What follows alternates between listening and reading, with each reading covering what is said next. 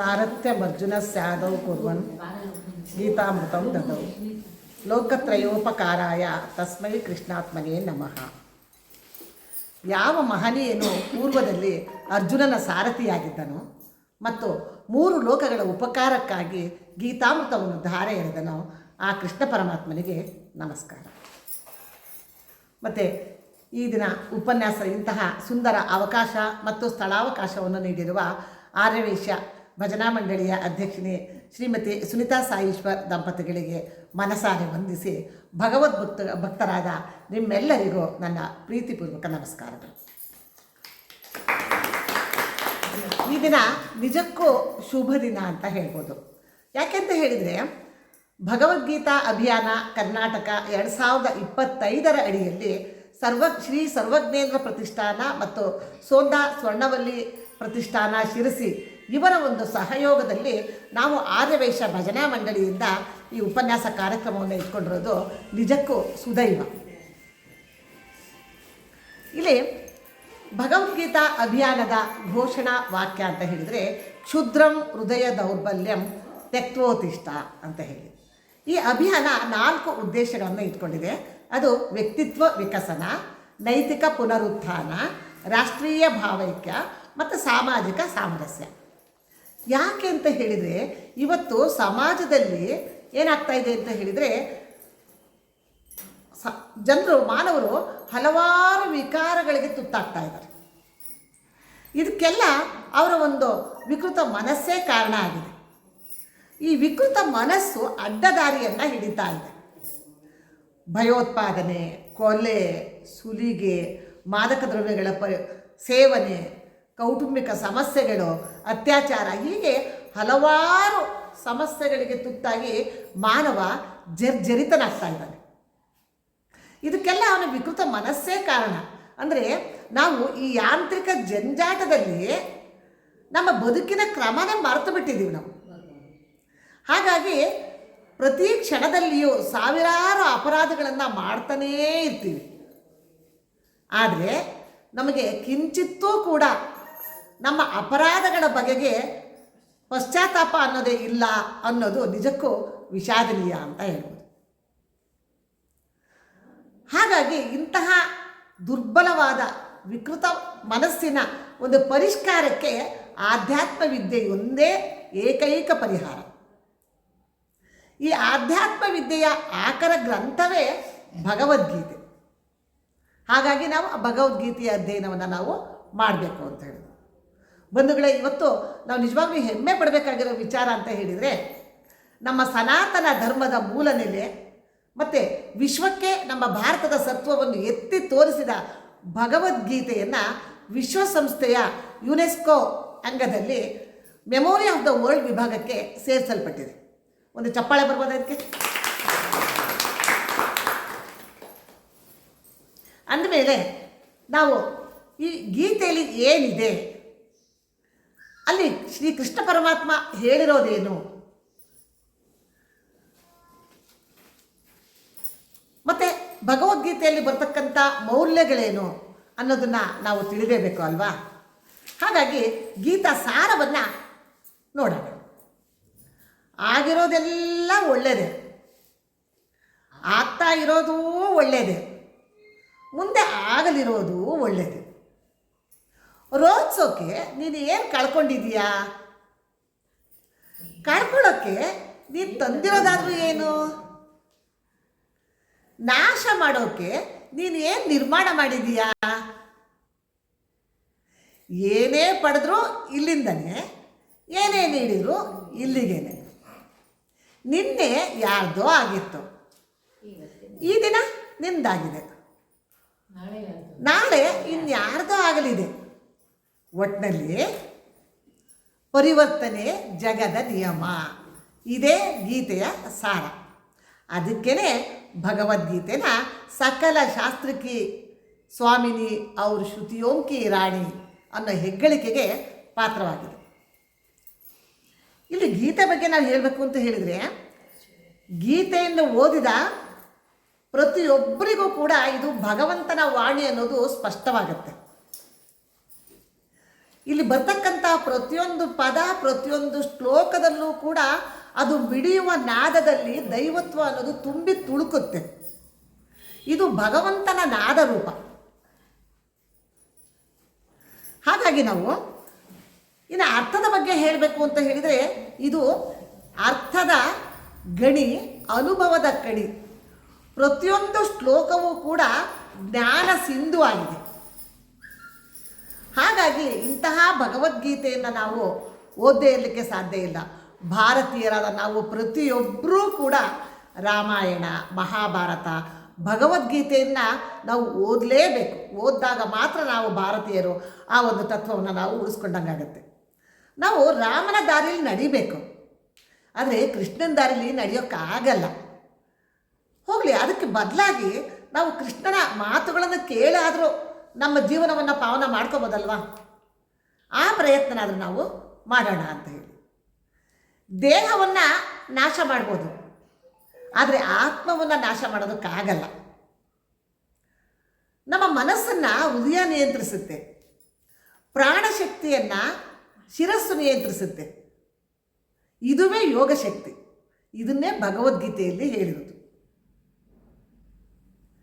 ಈಗ ಇದುವರೆಗೆ ನೀವು 11ನೇ ಅಧ್ಯಾಯ ವಿಶ್ವರೂಪ ದರ್ಶನದ ಶ್ಲೋಕವನ್ನು ಪಠಣ ಮಾಡಿದರೆ, ನನಗೆ ಸಮಯ ಹೆಚ್ಚಿಗೆ ಇಲ್ದಿರೋದ್ರಿಂದ ಸುನೀತಾ ಅವ್ರು ಮೊದಲೇ ಹೇಳಿದರು ನನಗೆ ವಿಶ್ವರೂಪ ದರ್ಶನದ ಬಗ್ಗೆ ನನಗೆ ಬೇಕು.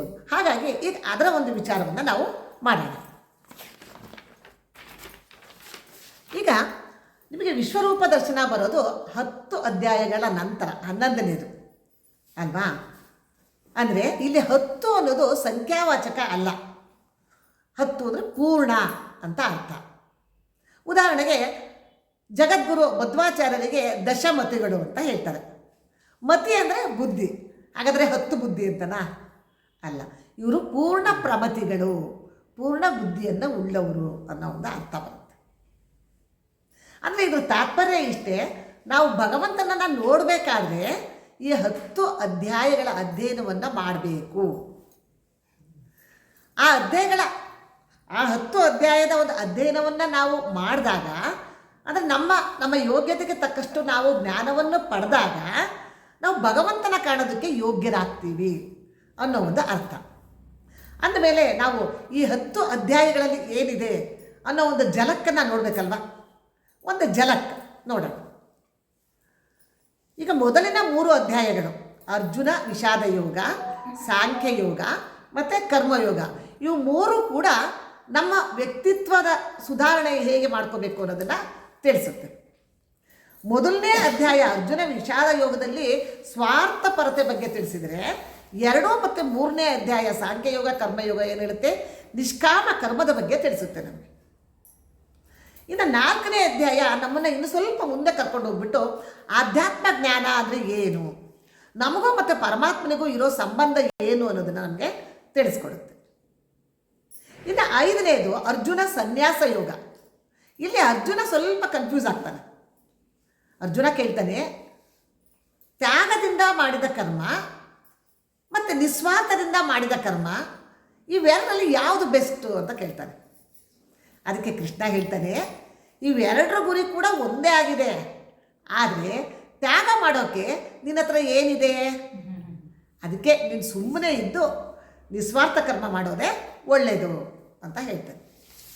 ಇನ್ನು 6ನೇದು ಆತ್ಮ ಸಂಯಮ ಯೋಗ.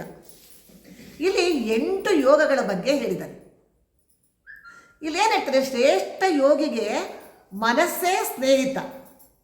ಶ್ರೇಷ್ಠವಾದ ಯೋಗಿಗೆ ಅವನೇನು ಮಾಡ್ತಾನೆ? ಶ್ರೇಷ್ಠವಾದ ಯೋಗಿ ಏನು ಮಾಡ್ತಾನೆ? ತನ್ನ ಮನಸ್ಸಿನಲ್ಲೇ ಭಗವಂತನನ್ನು ಕಂಡುಕೊಂಡು ಅವನ ಒಂದು ಮಾರ್ಗದರ್ಶನದಲ್ಲೇ ಜೀವನವನ್ನು ಸಾಗಿಸ್ತಾ ಹೋಗ್ತಾನೆ. ಇನ್ನು 7ನೇದು ಜ್ಞಾನ ವಿಜ್ಞಾನ ಯೋಗ. ಇಲ್ಲಿ ಏನು ಹೇಳ್ತಾನೆ ಅಂತ ಹೇಳಿದರೆ, ಇಲ್ಲಿ ಅರ್ಜುನ ಕೇಳ್ತಾನೆ, ಅಲ್ಲ ನಾವು ಯಾರನ್ನಾದ್ರೂ ಇಟ್ಕೊಂಡು ಯಾಕೆ ನಾವು ಧ್ಯಾನ ಮಾಡಬೇಕು ಅಂತ ಪ್ರಶ್ನೆಗೆ ಕೃಷ್ಣ ಹೇಳ್ತಾನೆ, ಪ್ರಪಂಚದಲ್ಲಿ ಇರ್ತಕ್ಕಂಥ ಎಲ್ಲ ವಸ್ತುಗಳು ಸೃಷ್ಟಿ ಏನಿದೆ ಎಲ್ಲ ನನ್ನ ಶಕ್ತಿಯಿಂದಲೇ, ಅಂದರೆ ಭಗವಂತನ ಸೃಷ್ಟಿಯಿಂದಲೇ ಹೊರಹೊಮ್ಮಿದ್ದಾವೆ. ಇಲ್ಲಿ ನಾನು ಭಗವಂತ ಅಂದರೆ ಕೃಷ್ಣ ಅಂತಲೇ ಗುರುತಿಸ್ಬೇಕು ಅಂತ ಇಲ್ಲ. ಭಗವಂತ ಅಥವಾ ಭಕ್ತಿ ಅಂದರೆ ಎಲ್ಲದಕ್ಕೂ ಮಿಗಿಲಾದ ಅರಿವು ಅನ್ನೋದು ಒಂದು ಇದೆ ಅಂತ ಗೊತ್ತಾದರೆ ಸಾಕು ಅಂತ ಹೇಳ್ತಾನೆ. ಆಗ ಅರ್ಜುನ ಮತ್ತೊಂದು ಪ್ರಶ್ನೆ ಕೇಳ್ತಾನೆ, ಹೌದು ಕೃಷ್ಣ, ಪರಮಾತ್ಮನನ್ನು ಮತ್ತು ಪರಮಾತ್ಮನಿಗೂ ಮನುಷ್ಯನಿಗೂ ಈ ಒಂದು ಡಿಸ್ಟೆನ್ಸ್ ಇದೆಯಲ್ಲ, ಇದು ಯಾವುದನ್ನ ಈ ಥರ ಆಗ್ತಾ ಇದೆ ಅಂದರೆ ಮನುಷ್ಯ ಬೇಗ ದೇವ್ರ ಹತ್ರ ಹೋಗಲ್ವಲ್ಲ, ಇದಕ್ಕೆ ಕಾರಣ ಏನು ಅಂತ ಕೇಳಿದಾಗ ಕೃಷ್ಣ ಹೇಳ್ತಾನೆ, ಅದೇ ಮೋಹ ಅಥವಾ ಮಾಯೆ, ಅದೇ ನಮ್ಮ ಡಿಸ್ಟೆನ್ಸನ್ನು ಉಂಟು ಮಾಡ್ತಾ ಇರೋದು, ಪರಮರ ಹತ್ರ ಹೋಗೋದಕ್ಕೆ ತಡೆ ಮಾಡ್ತಿರೋದು ಈ ಮೋಹ ಅಥವಾ ಮಾಯೆ ಅಂತ ಹೇಳ್ತಾನೆ. ಇನ್ನು 8ನೇ ಅಧ್ಯಾಯಕ್ಕೆ ಬರೋಣ. 8ನೇ ಅಧ್ಯಾಯದಲ್ಲಿ ಅಕ್ಷರ ಪರಬ್ರಹ್ಮ ಯೋಗ. ಇಲ್ಲಿ ನಾವು ಸತ್ತ ಮೇಲೆ ಪರಮಾತ್ಮನ ಬಳಿ ಹೋಗೋದಕ್ಕೆ ಏನು ಮಾಡಬೇಕು ಅನ್ನೋ ಪ್ರಶ್ನೆಯನ್ನು ಕೇಳಿದಾಗ ನಿರಂತರವಾದ ಧ್ಯಾನವನ್ನು ಮಾಡಬೇಕು. ಮತ್ತು ಜನನ ಮರಣ ಚಕ್ರದಿಂದ ನಾವು ಹೊರಗಡೆ ಬರಬೇಕು ಅನ್ನೋದಾದರೆ ನಿರಂತರವಾಗಿ ಸತ್ಕರ್ಮಗಳನ್ನು ಮಾಡ್ತಾನೇ ಇರಬೇಕು. ಇದೇ ಗೀತೆಯ ಸಾರ ಅಂತ ಹೇಳ್ತಾರೆ. ಇನ್ನು 9ನೇ ಅಧ್ಯಾಯ ರಾಜವಿದ್ಯಾ ರಾಜಗುಹ್ಯ ಯೋಗ. ಇಲ್ಲಿ ಏನು ಹೇಳ್ತಾರೆ, ಇದನ್ನು ಜ್ಞಾನಂ ವಿಜ್ಞಾನ ಸಹಿತಂ ಅಂತಲೇ ಹೇಳಿದೆ. ಇಲ್ಲಿ 7ನೇ ಅಧ್ಯಾಯಕ್ಕೂ 9ನೇ ಅಧ್ಯಾಯಕ್ಕೂ ಇರೋ ಸಂಬಂಧವನ್ನು ಹೇಳಲಾಗಿದೆ. ಮತ್ತು ಭಕ್ತಿ ಮಾರ್ಗದಲ್ಲಿ ನಾವು ಹೇಗೆ ಪರಮಾತ್ಮನನ್ನು ತಲುಪೋದಕ್ಕೆ ಸಾಧ್ಯ ಆಗುತ್ತೆ ಅನ್ನೋ ವಿಚಾರ ಕೂಡ ತಿಳಿಸಿದ್ದಾರೆ. ಇಲ್ಲಿ ಹೇಳ್ತಾನೆ, ಇಲ್ಲಿ ವಾತಾವರಣದಲ್ಲಿ ಗಾಳಿ ಇರೋ ಹಾಗೆ ಪರಮಾತ್ಮ ಸೃಷ್ಟಿಯ ಎಲ್ಲ ಕಡೆ ನೆಲೆಸಿದ್ದಾನೆ. ಪರಮಾತ್ಮ ತನ್ನನ್ನು ಆ ರೀತಿ ಇಡೀ ಬ್ರಹ್ಮಾಂಡವನ್ನು ರಚಿಸಿದ್ದಾನೆ. ಆ ಬ್ರಹ್ಮಾಂಡವನ್ನು ನಾವು ಸೃಷ್ಟಿ ಅಂತ ಪೂಜಿಸ್ತೀವಿ. ಹಾಗಾಗಿ ಸೃಷ್ಟಿಯ ಪ್ರತಿಯೊಂದು ಅಂಶದಲ್ಲಿಯೂ ಸಹ ಪರಮಾತ್ಮ ಇದ್ದೇ ಇದ್ದಾನೆ. ಆದ್ದರಿಂದ ನಮಗೆ ಭಕ್ತಿ ಮಾರ್ಗ ಬಹಳ ಒಳ್ಳೆಯದು ಅನ್ನೋ ಮಾತನ್ನು ಹೇಳ್ತಾನೆ. ಇನ್ನು 9ನೇದು ವಿಭೂತಿ ಯೋಗ. ವಿಭೂತಿ ಯೋಗದಲ್ಲಿ ಏನು ಹೇಳ್ತಾನೆ, ಸಮಸ್ತ ದೇವತೆಗಳು ಮತ್ತು ಒಳ್ಳೆಯ ಮನುಷ್ಯರೂ ಕೂಡ ನನ್ನದೇ ರೂಪ ಅಂತ ಹೇಳ್ತಾನೆ. ಇಲ್ಲಿ ಶಾಂತ ಸ್ವರೂಪನೂ ಬರುತ್ತೆ, ಉಗ್ರ ಸ್ವರೂಪನೂ ಬರುತ್ತೆ, ಪಾಸಿಟಿವು ನೆಗೆಟಿವು ಈ ರೂಪದಲ್ಲೂ ಕೂಡ ಇವರು ಕಾಣಿಸ್ಕೊಳ್ತಾರೆ.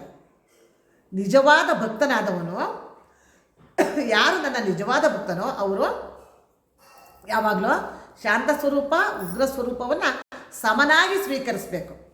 ಅವರು ನನಗೆ ಬಹಳ ಇಷ್ಟ, ಇವರು ಜನನ ಮರಣ ಚಕ್ರದಿಂದ ಹೊರಗಡೆ ಬರ್ತಾರೆ.